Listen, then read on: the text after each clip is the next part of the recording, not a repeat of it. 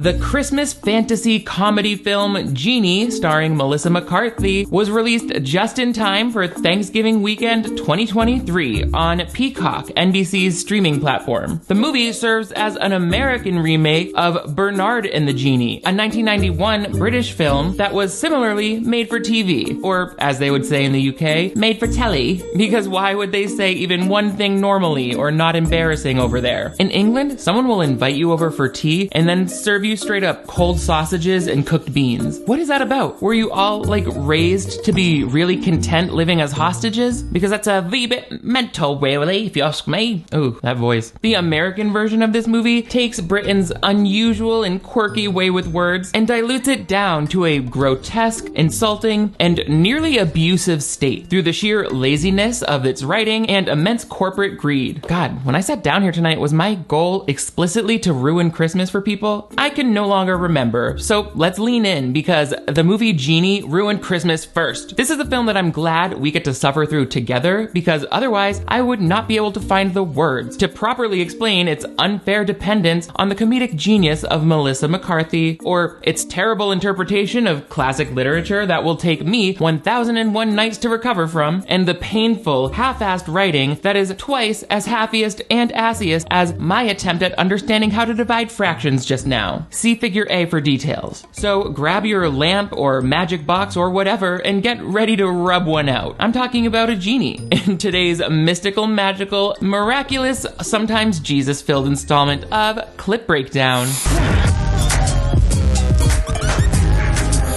Hello television viewers, my name is Nick. Thank you so much for joining me once again on my channel for another installment of Clip Breakdown. This is the playlist where we dive into our favorite movies, TV movies, and other such content here on the web, and we snap it into little pieces, like the fragments of story elements that have been adapted and manipulated over the course of several interpretations to look at each individual clip and decide if that's one of our 3 wishes for a better future or a negative wish that we have for our enemies to ruin their lives. It can go either way. But before we get into it, make sure you give this video a big thumbs up. That lets me know that you want to see even more holiday Christmas fantasy comedy content throughout the rest of December. But most importantly, if you're new here, I would love to have you click that subscribe button right over here. That way you never miss new videos from me. I upload 2 new ones every week. They're about, sometimes I'm trying. Either way, turn on the notifications and you'll always be the first to know when I'm coming out of a lamp, or as we see here, an unexplained beaded box that looks like it came from JCPenney. Also, I've got merch and a Patreon where you can access exclusive bonuses, but why don't we all just settle down with a glass of nog and get ready for Christmas time in New York, a magical experience in any other world, but they kind of make it miserable here in the movie GENIE, which, aside from being based on the 1991 Bernard in the Genie film, by the way, the main character's name is Bernard in this one as well, they just don't put it in the title, that movie was roughly based on the Book of 1001 Nights, which essentially also, I believe, provided the stories that Disney based Aladdin on. So a lot of this GENIE stuff feels Disney-like. This is not Disney, this is NBC. Doon, doon, doon. But like everything I know about genies and 1001 Nights, I know from Aladdin. So you might have that similar experience as we go through this. But whatever. The movie starts with us meeting Bernard, who is a dad who's just struggling to make it work. He's an art dealer. He deals in fine art. And that's a lot of pressure because paintings. But also, he has a daughter, and she has to come second to paintings. And today is the day of her December birthday, and he's just not getting it together in time for her.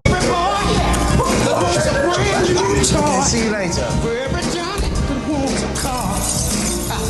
If you're wondering what that was, then, well, you've obviously never had a battery-operated sex toy from Temu short circuit inside of the ornate box you stole from your grandmother's house. Now, the upcycled antique hiding place you had on your bookshelf is vibrating with enough ungrounded electricity to kill a circus elephant. Can't go near it. And that's why I haven't opened a book in nearly 3 years. The shelf is off limits. But seriously, that magical jewelry box is integral to the plot of this film, and that squiggly blue line of mystical light is practically featured in this movie as though it's a character. A bewildering, unexplained, and shady character, like someone who sneaks into your house one night and lives in the attic right above the room where you sleep, and all night you can hear them disassembling old toasters for no reason, using your elementary school book reports as toilet paper. And also it's Christmas, I guess? My point is, we don't know where this box comes from. They don't give us any lore about it. It doesn't doesn't really have any significance to the film at all, which is an issue that comes up a lot in this movie. They focus on Bernard and his petty little family issues, like 1 out of 2 marriages end in divorce. I'm not crying. And what they really need to be focused on is this source of this magic, and why is it a threat to the entire universe that if GENIE, the genie, whose name is Flora, not Genie, Flora's safety and protection from the evil sorcerer who trapped her in that box should be paramount to the film, I think. Otherwise, the stakes are too low. I don't care if he gets divorced. I don't care if his kid hates him. I also hate him. I'm with her. Because here he is running around. He's got to get ready for the roller skating rink or something for Eve's birthday. She really wants a dollhouse, but instead he gets her like a bear because he's too late to the toy store. It's too much. He's so disorganized. And right as he's trying to leave the office, he gets stopped by his boss, played by Alan Cumming, who actually played Bernard in the original movie. But here he's like the hard driving eccentric boss of Bernard who makes him work late, showing these artifacts to a fancy guy. When he finally makes it home, he's already dropped the bear without realizing it. The little girl is upset because her birthday was basically missed and he doesn't have a present for her, and he just like, what does he give her? This box in a plastic bag that he grabs off the shelf. The same one that we saw vibrating with blue energy earlier. She's like, great, thanks for this cheap looking ordinary box. And I agree, the box is both cheap looking and ordinary. Like, they couldn't find a beautiful custom sculpted box. Like, this looks really bad to me. It looks really cheap. And what good is it making the lamp into a box? I guess it's a little more modern, but either way, it sucks. And Bernard's wife is not happy with him. I think that they've been having other issues as well. Perhaps in the marriage bed. I don't know why I had to make that presumption. I don't like to imagine what the heterosexuals do in their free time. Monster trucks and stuff, I bet. I think I'm gonna take Eve to my mom's like we planned, but I think it's best if you don't come. You're kidding. Please be kidding. No, Bernie, I am so not kidding. This is the least funny conversation of my life. So imagine what it's doing for this comedy movie. I get that they have to set up the primary conflict and illustrate what's at stake, Bernard's marriage, but this is still supposed to be a new holiday classic about rediscovering the magic of Christmas. These performances are just gonna be exposing kids to that weird kind of sadness they'll feel sitting through an off-Broadway play. No, Bernard's wife is like, I'm out of here, I'm bringing the daughter, best of luck to you, Merry Christmas. It's like, damn, imagine leaving your husband to like be by himself the day before Christmas or so. Maybe it's like a few weeks, but either way. Because his family is in crisis, Bernard goes in, speaks to Alan Cumming's character, Mr. Flamingo or some and he's like, I need to extend my holiday vacation so that I can help get my family back together. And the boss is like, oh, cool. You know what? You can actually just be fired. So he loses his job, his wife, and spiritually, I guess, his daughter in the same 48-hour period. And nothing will cheer him up. Not even this Hanukkah celebrating quirky doorman. His name is Lenny. He's like always trying to be nice to Bernie as though there's nobody else in this building in Manhattan. So he's all beleaguered and Bernie goes up to his apartment, which is empty, and he looks sadly at that magical box he tried to pass off as a gift for his daughter, and for some reason he's like, oh, it's got a smudge on it. Oh, and you know what happens when you rub a magical object, don't you? It climaxes all over the place, and that's what happens. This blue mystical smoke puffs out of the box, and then, as though this is a stage play that's making me sad, Melissa McCarthy comes out as Flora the genie from behind like another wall. It's like, okay, they couldn't even like make her CGI appear there. Whatever. There's obviously all this back and forth about, who are you? How'd you get in my house? You're a home invader. And he's like, I don't care whatever prescription drugs you're on, it's fine. Which is like, they make that same joke about prescription drugs twice in this. It's like, what about illicit illegal drugs? She could be on crack cocaine and she's here to f***ing slice your face off. But they keep it light. They keep it fun for this particular moment. Not every moment in the movie remains fun. Some would argue this is also kind of because he's like, how did you even get in a box? You're saying you're a genie and you came out of that box? Melissa McCarthy is pretty funny throughout the whole movie. It's actually kind of sad watching her carry it. She's like, yeah, I'm a genie, and points to her curved shoe. It's like, that is funny. But then she starts explaining how she became a genie, and it's like, I don't. And how do you get inside a box that's 9 inches wide? Angry sorcerer. Point of finger at me. Puff of smoke.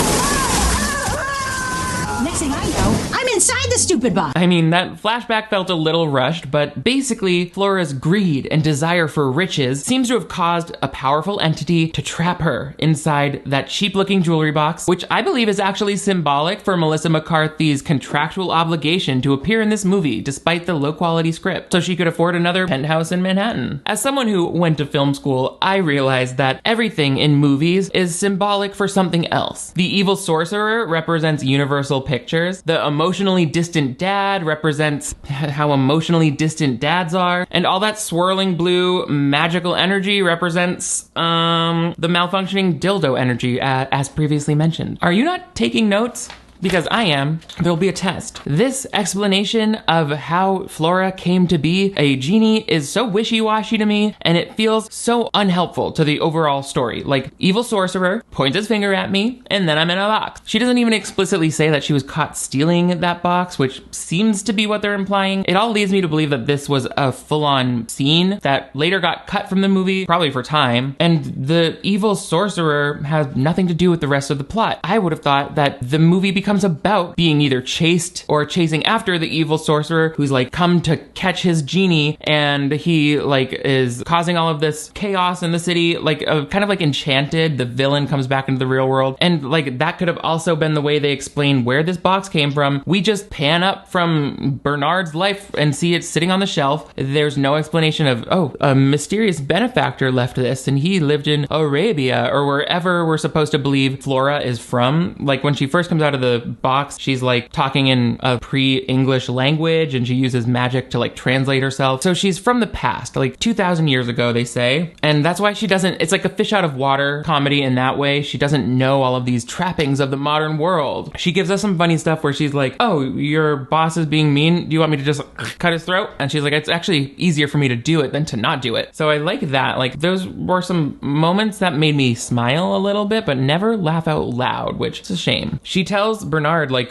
oh, I'm a genie. I grant unlimited wishes for you. Now that you've opened that box, I'm yours forever. And he's like, I thought that it was like 3 wishes. And she said, that's fairy tale stuff. You just can't go back in time and you can't change people's like brain configuration. You can't make them feel something. At first he's like, yeah, whatever. But she makes a camel appear out of nowhere. And so rather than losing your mind because life as you know it is a farce, Bernard is just like, oh, cool. Magic exists then. And I'll make some wishes for you then, love. Meanwhile, Bernard's wife is back at the mom's house being like, I wish that my husband didn't have magic camels in the living room. They're trying to do this funny back and forth thing where it's like, he lives in a fantasy world. And then it goes to him with like fantastical things happening, but it doesn't really work because it's like he does live in a fantasy world. The genie exists. So Flora and him appear at the mom's house. They can just like wish magic themselves anywhere. And I mean, the wife is not having it. She's like, you can go home now. But they give Melissa McCarthy plenty of time to improvise here, which frankly is sometimes time that could have been better used explaining certain elements of the backstory, but who am I to judge? Back in my day, when a man or a woman was trying to woo,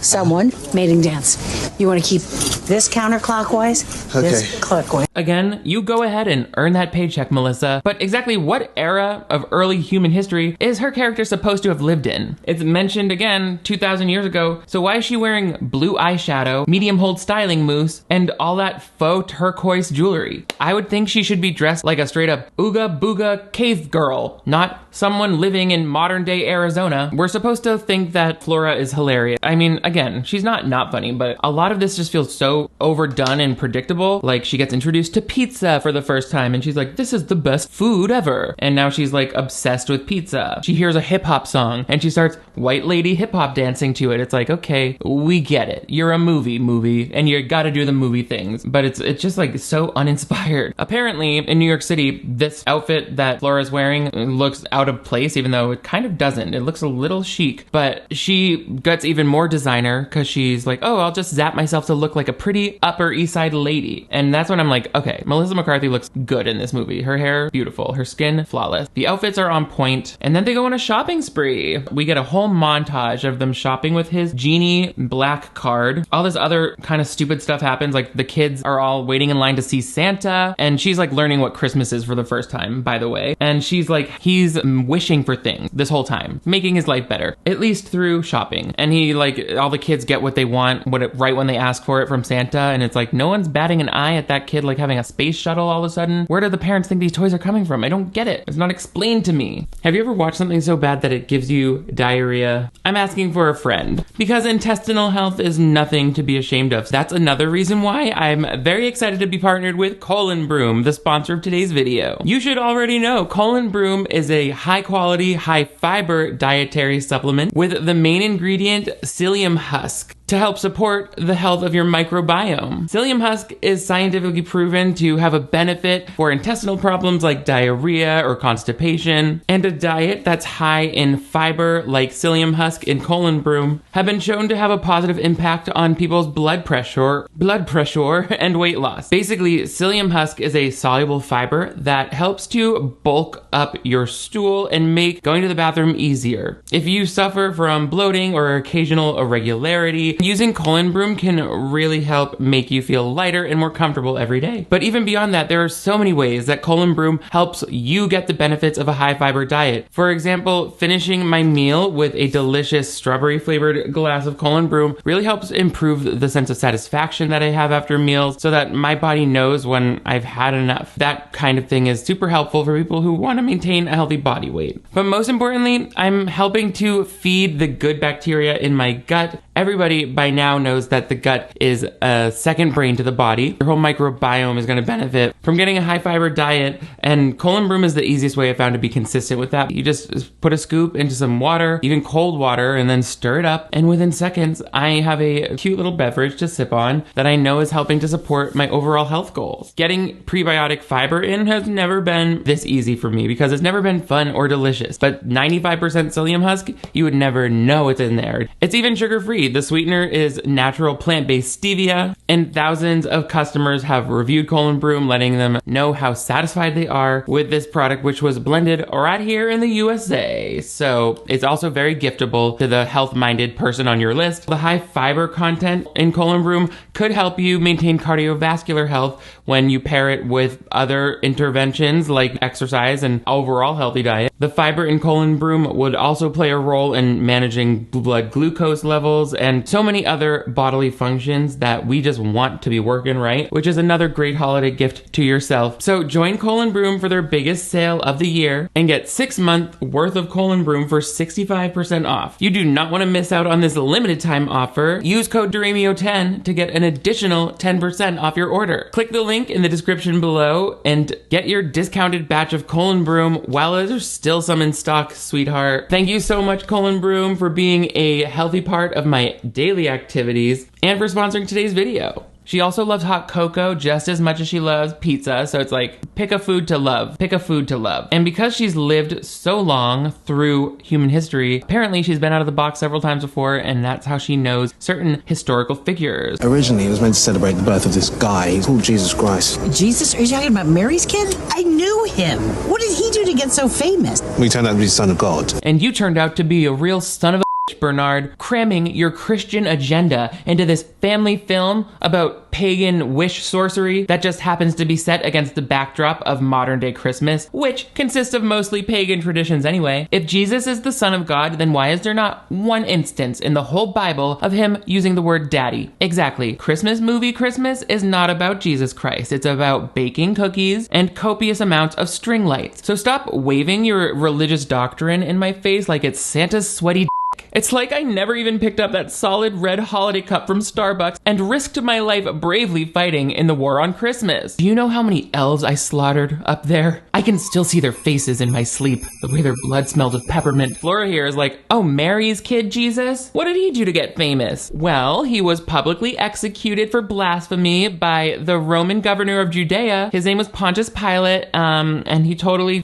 nailed his ass to some boards. It was wild. Like, we're still having horrific wars about it to this day. Why is Flora talking about Jesus like he was just a normal guy who didn't achieve fame until after he died? Like, you're thinking of Vincent van Gogh, sweetheart. The other guy from old paintings who I would like to have a three-way with. Get that scabby, severed ear blood all over me, sis. Jesus was notable from his very viral birth in a manger. Wise men were traveling from literally afar just to give him their essential oils or whatever. By the way, Flora, you were friends with Mary? You gotta spill the tea. Was she really a virgin? Look at your face. I knew she was lying. That She just wanted to get her baby shower sponsored. Kind of iconic. So anyway, Bernard is a follower of Jesus Christ, which this caught me off guard. There was no indication that this was in any way a religious Christmas movie. You know, some Christmas movies are very secular. They're just like, no. The Christmas is about the tree and the presents and the candy and the togetherness of family. This one is like, no, it is Jesus. He is risen and he went to birth town before he died. You know, his birthday, which I forget all the time that that's about Jesus Christ's birthday. I'm like, just give these kids their magic horse or whatever. And oh, she's like, Christmas is so commercial. You can wish to fix it, and like all of Times Square, the advertisements become like, call your mom, go be with your kids. Christmas is forever. It's like, all right, is this an ad campaign from the Foundation for a Better Life? I don't need to hear it. And you can't preach about being anti-commercial and then have this blatant AMC product placement where Flora and Bernard go in and watch literally an old Mission Impossible movie. It's like NBC Universal is just trying to cross promote wherever they can, even when it feels very unwarranted. Tom Cruise. He's the biggest human being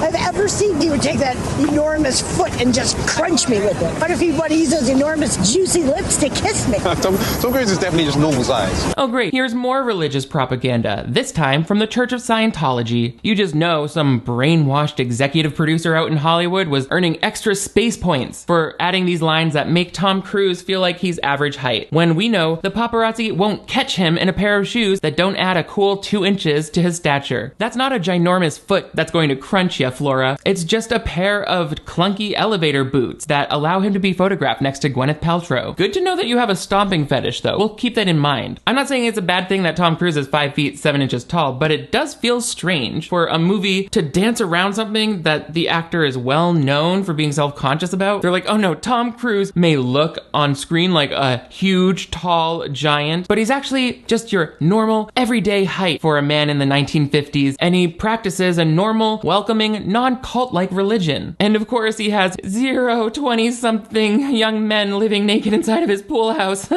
Them not making a joke about Tom Cruise's height is almost as weird as the fact that the movie is even using Tom Cruise as the hunky heartthrob that Flora becomes obsessed with along with pizza and Coco. It's giving trying to be Elf vibes, and I don't like that. But Tom Cruise is just an outdated movie star, if we're being honest. He's not exactly in his prime. Was this carryover dialogue from some draft of the script that was originally written in 1986? Switch it to an actually hot young actor that people take seriously, like Liam Hemsworth or Mr. Bean or the character voiced by Mel Gibson in Chicken Run. Rocky. Now he can me. Can I say that for Christmas? Yeah, I'm gonna say it for Christmas. It's holiday content like this that almost makes you yearn for the days where you could get trampled to death on Black Friday. I'm just kidding. A trample-free Christmas is a Merry Christmas indeed. However, shopping is not a perfect experience thanks to the advent of the internet. Did you realize that when you click like the Buy Now button on Amazon or Walmart.com, Google Shopping, they're choosing which seller of that item gets put at the top in your buy box. They're the dominant kind of seller out of all of the marketplaces online, so they can choose not the product that has the best price or is the best value or the most trusted seller. They can just choose their own. That's all done at the expense of competitors that are usually small businesses. This is called self-preferencing, and it's basically an easy way for big corporations to push their house brands over any other competitors. It's a form of monopolization. By being an anti-monopolist, you are helping to shift the power from those corporate monopolies that care more about their own profits to more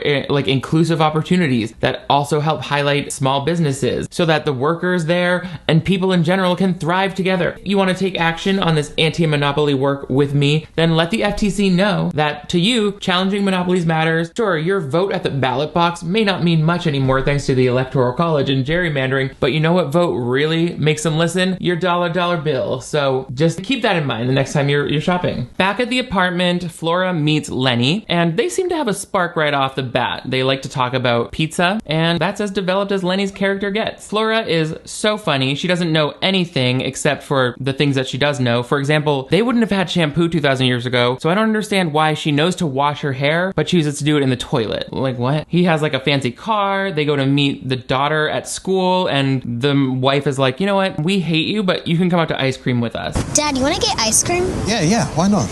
I wish the place had cherry. That's my favorite flavor. Well, I wish you weren't a lying piece of shit. Bernice, pick a favorite flavor of ice cream that's real. When have you ever seen commercially available cherry flavored ice cream? Okay, so there's a few gourmet brands that come up when I search it online, but I still don't trust this girl. Oh, so you shop at Whole Foods. Must be nice. Little Miss Manhattan private school. By the way, nobody finds an awkward way to use the phrase I wish more than the characters in a movie where they need to be careful because all of their wishes are getting granted. They're like, oh, I wish there was a way everything could be made out of chocolate, even my baby. Oops. Like, you should be more careful. We don't say I wish that often in like colloquial English. So what? Oh, at the ice cream place, all of a sudden, mom has a nerdy boyfriend. It's like, where did he come from? She had to have been dating him while they were still together. They're not even separated, really. She's just like sleeping at her mom's for the week. Where did this guy come from? Anyway, we'll explore that never, because why would we? Flora had made herself invisible for this whole adventure, so she gets a good one in by pushing down the nerdy dad in a way that looks really violent. They get back to the apartment, ready to like find ways to win back the family, and then ding dong, all of a sudden Bernard's whole family has shown up for dinner. I'm like, what day of the week is this? What day of the year? Is it Christmas Eve? Is it the Wednesday before Christmas? And Christmas is on a Friday? Like, I don't know. We have no calendar that's helping me determine what part of the season we're in. And it's also like, these don't seem like real family members. Like, he's like, there's no chemistry between any of the cast that isn't Melissa McCarthy and herself. But she like goes ahead and pretends to be the caterer, which is giving very Sookie from Gilmore Girls, which I love. She's whipped up this magical meal for everybody and she's pretending to be the caterer. Things are getting a little weird at the dinner, so he decides, he's like, okay, we gotta make up a lie. We're gonna say that you're my girlfriend, but he kind of chokes on the lie and they end up just admitting that she's a genie, which she obviously can prove by doing magic stuff right away. And he's like, okay, instead of Christmas gifts, because I forgot, I'm just gonna let you all make wishes. Like, you all get 3 wishes and that's all you get. And that's when the family starts really going crazy. Just like the daughter with her f***ing cherry ice cream, people start throwing around the phrase I wish as soon as they hear that that's something they should avoid saying when they don't mean it. Baby, I wish you would stop talking and just let me get on with this.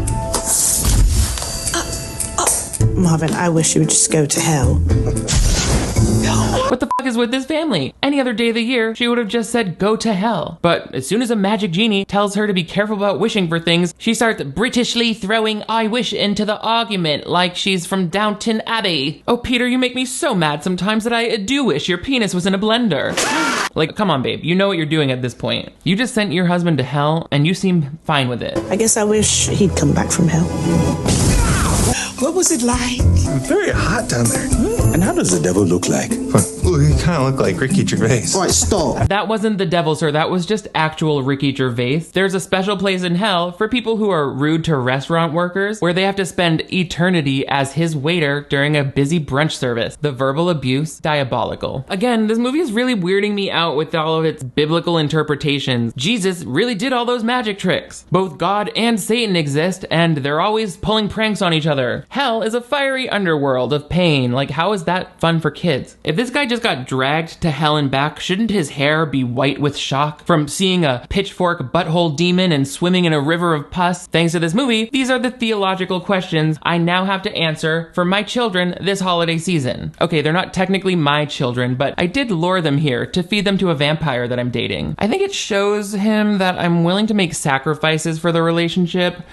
Child sacrifices, with their blood specifically. Anyway, this Christmas movie is a little dark, and it also feels like they forgot to write half of it. Like, so many story elements, like this family coming into town, get introduced and then whisked away without consequence. The whole family just discovered that magic is real, and then they simply vanish out of the scene because Bernard wishes them home. Will they remember any of this? Is the entire trajectory of their lives altered? Like, they gotta give us a conclusion to these things that come up. Like, make it so Bernard has to bribe that Weasley brother-in-law so that he keeps the secret of magic. Or he can convince the whole family that they were all hallucinating due to food poisoning. Or make it so that their careless whispers about the magic alert that evil sorcerer, who should also be in the movie right now, that there's genie stuff going on and that Flora's on the loose. And then he's like able to hunt her down and get us to an actually good climax for the movie. But no, we just get to see uncomfortable characters walking through the storyline of this film for a single scene that literally has no purpose for the plot. plot. This family thing, it could have been cut. I don't need it. It doesn't do anything. Those other ideas at least push the story forward, right? Like, we got to complicate things a little bit quicker. The whole family is just like, they just disappear. And it's like, okay, well, that went well, and now it's over. Finally, Flora's like, what if we spruce up your house? You have a sports jersey on the wall. It should be something that your wife enjoys. So he wishes for the Mona Lisa to be there, and he's like, great, love it. What he doesn't know, though, is that she swapped the jersey for the real Mona Lisa. So we see the Louvre in Paris. The security guards are like calling the police because the Mona Lisa is now gone. That's gonna come back to bite us later on. Now we know that it's the 23rd of December, and the daughter, Eve, I think, is dropped off at his house for Christmas Eve. Flora is granting wishes all over the place to help make sure that it's the best Christmas that Eve has ever had. She's like repairing the relationship that she has with her dad, like by giving her this big, huge dollhouse. They are talking and walking outside, blissfully unaware that the Mona Lisa is missing and the whole world is looking for it. When the wife is coming to go pick up the daughter that night, she agrees to have dinner with him, and Bernard really feels like, oh, this is my chance to impress her. So he's like, has the genie whip up this great dish. He makes her martinis. He makes it a magical evening. It's like, oh, this is like the magic carpet scene in Aladdin, basically, where it's like you're pretending to be something you're not. But I feel like a lot of this movie is just him wishing dinners together to impress people. You can literally order that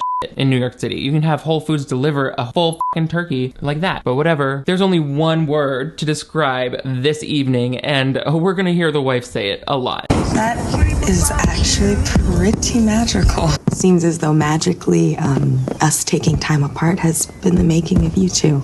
She's using the word magical an awful lot in this scene. I think she's onto us. Genie, quick, wish her into the torture chamber.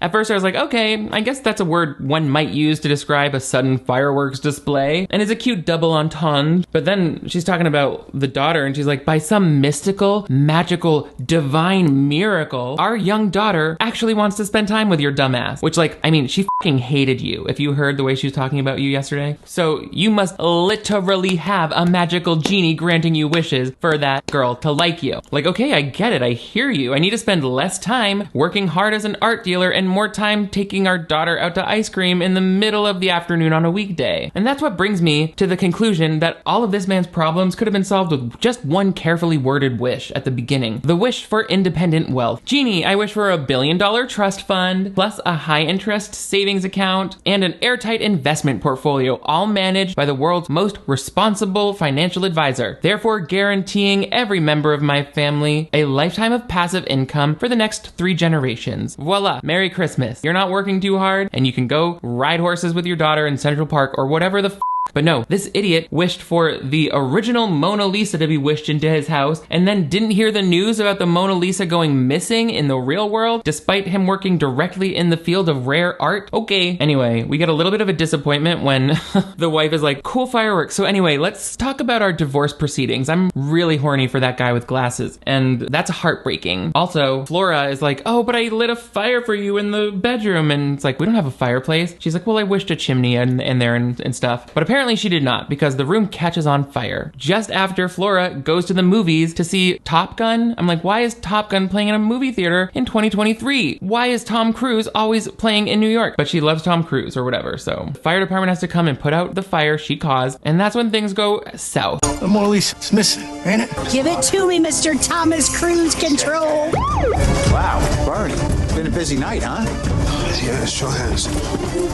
Yeah, Quirky Dorman, I've been super busy getting arrested, but I still have time to answer your dumb question so that it can and will be used against me in the court of law. But don't worry, everybody, Bernard is actually in really good hands. He's actually being detained by every police officer in New York without any violent crimes on their record. God bless whoever was on set that day with the nerve to say, given our nation's storied past between the police and the people they disproportionately kill, maybe this shot would be slightly less triggering if we put a lady cop in there. And maybe that lady cop is played by an actress who maybe has trouble finding her shade of foundation at drugstores, maybe. There we go. Now we're all sure that's a safe, non-threatening police force, because it's a movie and we know their guns are fake. Bernard gets booked, and then Luis Guzman is playing this police chief who's like, we know it was you. We know it was you, because you've never traveled outside the country, your fingerprints weren't on it, and we don't have any evidence, so admit it. But he doesn't have Flora with him, so he's like, you know what? Fine, I did do it. Which, first of all, like, don't confess to a crime you didn't do. Don't confess to a crime you didn't do. But he rats out Flora being like, oh, go to the AMC. My accomplice is there. So she gets booked. And within a few questions from Luis Guzman, she sounds crazy. She's like, oh, I'm a genie. And he's like, you think you're a genie? She's like, I know I'm a genie. He's like, well, how would you like to be locked up in a little tiny area for the rest of your life? She's like, it would be familiar. And that's when he's like, how many prescription drugs are you on? I'm like, not every drug has a prescription. She's on crack. Unlicensed crack. But no, she's like, I love drugs. I don't know why she says that. She has not done any drugs, but this fucking movie fucking sucks. That's what I'll tell you. Anyway, they're like taking Bernard to the Rikers Island, I suppose, and he breaks free from the grip of the police who would probably batter him right about there, but instead he makes it over to the loudspeaker and he's like, Flora makes the swapping the things back. And then the police are like, oh my god, the Mona Lisa we had in evidence is actually a jersey and nobody knows why. It's like, yeah, why don't you know why? What is your explanation for that? You all had a joint hallucination, but Luis Guzman is like, I'm gonna kill someone for this. It's like, first of all, don't say that when you're a cop. And third of all, did you not look at the Mona Lisa and to see like that it was there and now it's not? Like, what do you think happened here? What is the explanation? Oh my god, I don't care. The point is, it's Christmas Day and Eve goes to visit her divorcee daddy and Flora lets it out of the bag. She's like, I'm a genie. And it's like, this is now the 5th time that some character in Bernard's family finds out that genies are real and it's proven to them by her just doing some magic. It's like, okay, that device is worn out. No one ever discovers it on accident. No one ever hears a conversation and catches them. It's always just them being like, I'm your dad's girlfriend. Okay, fine, I'm a genie. It's like, girl, try harder. But Eve has the best Christmas of her life because they ride on a magic carpet telling busy businessmen to go home to their kids. It's like, he doesn't have any kids. They died last Christmas. He's trying to work through the pain. Also, once she's asleep, Bernard and Flora are giving each other their gifts. For example, Bernard wishes for all of his boss's fortune to be donated to unhoused people. And it's like, oh wow, all of a sudden he's so altruistic, even though he's only cared about himself and his own marriage this whole movie. But I guess they're trying to assert that like he's just a good-natured guy. Also, we learn very unearnedly at the end that apparently Flora hates being a genie who's like in servitude to all of these people, because that's never brought up once in the movie until at the end where she's like, I guess I'll turn myself invisible now when your daughter comes home. And he's like, oh yeah, I guess so. So it's like, it's not fun for her because she has to step into the background. But anyway, in addition to his Tom Cruise sweater, Flora gets a note being like, my final wish is that I set you free. And then she's like crying. She's like, you know, it turns out that a lot of people forget things when they free a genie. So you get 3 wishes after I'm gone. And he's like, oh, and that's where the fairy tale part comes from. It's like, why did you introduce that rule about unlimited wishes? And then also she's like, you can wish to go back in time too. I was lying. We kind of lie and say that you can't go back in time because people don't know how to do it responsibly. And it's like, why did you even introduce those rules? Just to like, it's basically like Dorothy had the key home all the time on her ruby slippered feet. He could have wished himself back in time and fixed his whole life by not f***ing up his daughter's birthday, but now he's gonna do it later. But first, we're gonna get this really weird, heartfelt conversation between Flora and what's his f***ing name. When you're sitting around reading your Bible and his Bible, whatever. When you come to the phrase, the multitude gathered, I want you to remember that one of them found you to be the very best friend that she ever had. I'm sorry, how did she just quote a Bible verse and then right before that didn't know the name of the f***ing book? The blatantly Christian parts of this movie could not be more sudden and baffling than if Jesus Christ himself were to jump out of the screen and put his hands around my neck. And then I'd be like, ooh yeah, choke me, our Father, hallowed be thy pain. You can do whatever you want to me. It's your birthday. It's your birthday, Jesus. Anyway, she said when you get to the phrase, and the multitude gathered, I want you to remember that one of them found you to be the best friend she ever had. I'm sorry, what? Is Flora referring to herself as a multitude? Because I don't think she knows what that word means. In the Bible, that sentence, and the multitudes gathered, refers to when Jesus was standing on a boat so that he could speak to masses of people who were on the shore. So is Bernard supposed to symbolize Jesus in this case? Or does Flora symbolize one of Jesus's followers? How about this whole movie symbolizes my ass? How about that, film school Freddy? Let's make that comparison. My ass versus Jesus. My ass always wins. Jesus choked me out to death, and then he looked at my ass. Now I'm saying stupid shit. This movie's fault. Anyway, we've surely learned to be more careful and exacting with our words by this point in the film, right, Bernard? This one getting a bit too emotional. I wish you'd just go. No. That was once again such an unusually phrased figure of speech. These British f***s are doing full-on backbends in order to make unintentional wishes, I swear. He's like, oh, stop, you're gonna make me cry. I wish you would just jump in front of a subway train. No. Why'd I have to say that? I don't know, but you know what? You deserve this, and I'm glad she's dead. So he disappears. Oh, but she's like, for one of your 3 wishes, here's a little hint of what I would do. And it's just a number written. It's like, this might come in handy. Why couldn't you just write it fully out? Like, why did you make it a mystery puzzle? We don't know. Why? She hasn't been doing puzzles this whole time. Like, if she was a riddler this whole movie, then I would get it, but it's never been mentioned. It's just killing time here. But he realizes with Lenny that, like, oh, that's the date and time he needs to wish himself back to now that he suddenly realizes he's allowed to. And he goes back to the beginning of the movie. He quits the job instead of getting fired, which is essentially same outcome, just no severance. He gets the dollhouse that she wanted. He gets to dinner on time, and he takes him out to a fancy restaurant. And in the car, the wife is like, you really are not going to be divorced by me today. And she's like, I really almost f***ing left you. And he's like, I know. And she's like, you don't know how close I was. And he's like, yes, I do. It's okay. You guys are just arguing about nothing. And your little girl is smiling out the window at that snow like a crazy person right now. Look at her. So if you're keeping score, Bernard just used one of his wishes to go back in time. He has 2 left now. He uses the second one to get a table at this crowded restaurant, the best restaurant in New York City. I mean, it's the most Christmas light filled. And then he uses his 3rd wish to give his daughter the dinner she wants when she orders peanut butter sandwiches and cherry ice cream from this fancy restaurant. And the waiter's like, we don't go off menu. And then he's like, I wish you did. I get it. It's supposed to be like he's using his very last wishes on the world to give his daughter what she wants, because that's the most important thing. And it's like, boo, cherry ice cream up your asshole. And that's not even the ending. This is one of those movies that has too many endings. It all has felt like the ending for the last 30 minutes. But we flash back or forward to 3 months later. They're sitting on the couch, the wife and Bernard, and she's like, go get us one of those pizzas again. And he goes downstairs, and we see that Lenny, the doorman, has somehow quit his job and become a pizza shop owner, as though that was ever discussed as one of his goals or plans or dreams. And we get this really satisfying ending. Honey, give us a nice hot one. Of course. One perfect pepperoni for old Bernie boy. I'm guessing you want extra pepperoni.